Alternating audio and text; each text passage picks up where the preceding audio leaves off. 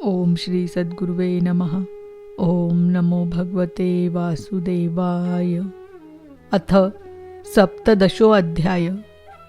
कालीय के कालीय दह में आने की कथा तथा भगवान का व्रजवासियों को दावानल से बचाना।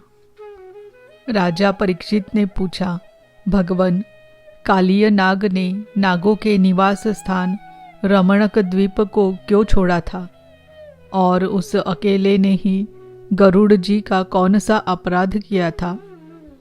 श्री शुकदेव जी ने कहा, परीक्षित, पूर्व काल में गरुड़ जी को उपहार स्वरूप प्राप्त होने वाले सर्पों ने यह नियम कर लिया था कि प्रत्येक मास में निर्दिष्ट वृक्ष के नीचे गरुड़ को एक सर्प की भेंट दी जाए।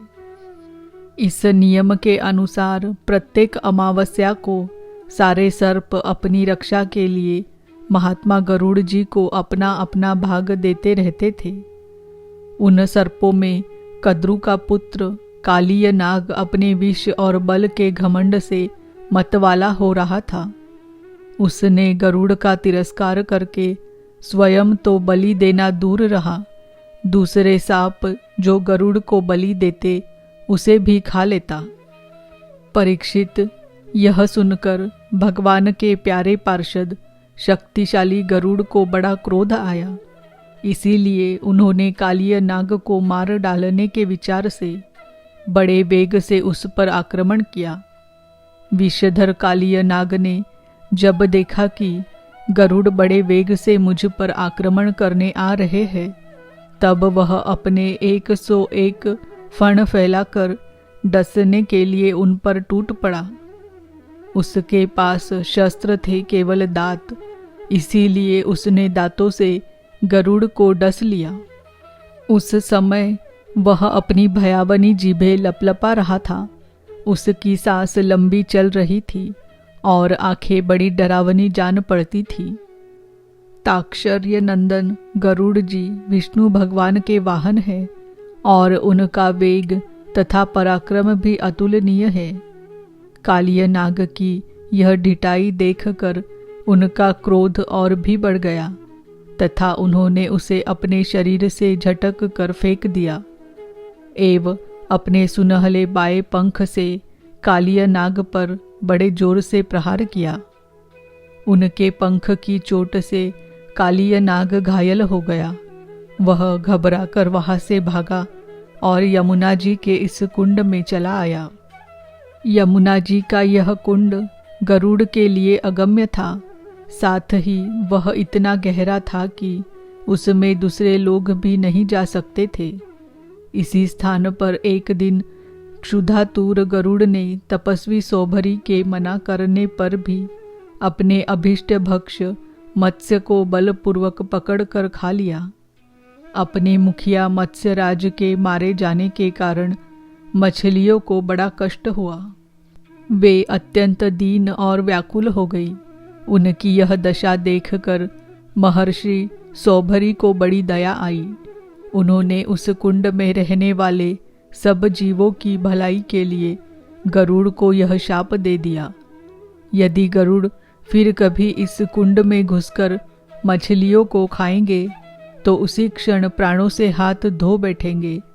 मैं यह सत्य सत्य कहता हूँ। परीक्षित, महर्षि सौभरी के इस शाप की बात कालीय नाग के सिवा और कोई सांप नहीं जानता था। इसीलिए वह गरुड़ के भय से वहां रहने लगा तथा और अब भगवान श्री कृष्ण ने उसे निर्भय करके वहां से रमणक द्वीप में भेज दिया। परीक्षित, इधर भगवान श्री कृष्ण दिव्यमाला, गंध, वस्त्र, महामूल्य मणि और सुवर्णमय आभूषणों से विभूषित हो उस कुंड से बाहर निकले। उनको देखकर सबके सब व्रजवासी इस प्रकार उठ खड़े हुए जैसे प्राणों को पाकर इंद्रियां सचेत हो जाती है। सभी गोपों का हृदय आनंद से भर गया। वे बड़े प्रेम और प्रसन्नता से अपने कन्हैया को हृदय से लगाने लगे। परीक्षित, यशोदा रानी, रोहिणी जी, नंद बाबा, गोपी और गोप सभी श्री कृष्ण को पाकर सचेत हो गए। उनका मनोरथ सफल हो गया। बलराम जी तो भगवान का प्रभाव जानते ही थे। वे श्री कृष्ण को हृदय से लगाकर हंसने लगे। पर्वत, वृक्ष, गाय, बैल, बछड़े सब के सब आनंद मग्न हो गए। गोपों के कुलगुरु ब्राह्मणों ने अपनी पत्नियों के साथ नंद बाबा के पास आकर कहा, नंद जी, तुम्हारे बालक को कालिया नाग ने पकड़ लिया था, सो छूट कर आ गया। यह बड़े सौभाग्य की बात है। श्री कृष्ण के मृत्यु के मुख से लौट आने के उपलक्ष्य में तुम ब्राह्मणों को दान करो। परीक्षित, ब्राह्मणों की बात सुनकर नंद बाबा को बड़ी प्रसन्नता हुई। उन्होंने बहुत सा सोना और गौएं ब्राह्मणों को दान दी। परम सौभाग्यवती देवी यशोदा ने भी काल के गाल से बचे हुए अपने लाल को गोद में लेकर हृदय से चिपका लिया। उनकी आंखों से आनंद के आंसुओं की बूंदें बार बार टपकी पड़ती थी। राजेंद्र, व्रजवासी और गौएं सब बहुत ही थक गए थे। ऊपर से भूख प्यास भी लग रही थी। इसीलिए उस रात वे व्रज में नहीं गए, वही यमुना जी के तट पर सो रहे। गर्मी के दिन थे, उधर का वन सूख गया था। आधी रात के समय उसमें आग लग गई। उस आग ने सोए हुए व्रजवासियों को चारों ओर से घेर लिया और वह उन्हें जलाने लगी। आग की आंच लगने पर व्रजवासी घबरा कर उठ खड़े हुए और लीला मनुष्य भगवान श्री कृष्ण की शरण में गए। उन्होंने कहा, प्यारे श्री कृष्ण, श्याम सुंदर, महाभाग्यवान बलराम, तुम दोनों का बल विक्रम अनंत है। देखो देखो, यह भयंकर आग तुम्हारे सगे संबंधी हम स्वजनों को जलाना ही चाहती है। तुम में सब सामर्थ्य है, हम तुम्हारे सुहृद है। इसीलिए इस प्रलय की अपार आग से हमें बचाओ। प्रभो, हम मृत्यु से नहीं डरते, परंतु तुम्हारे अकुतोभय चरण कमल छोड़ने में हम असमर्थ है। भगवान अनंत है, वे अनंत शक्तियों को धारण करते हैं। उन जगदीश्वर भगवान श्री कृष्ण ने जब देखा कि मेरे स्वजन इस प्रकार व्याकुल हो रहे हैं, तब वे उस भयंकर आग को पी गए।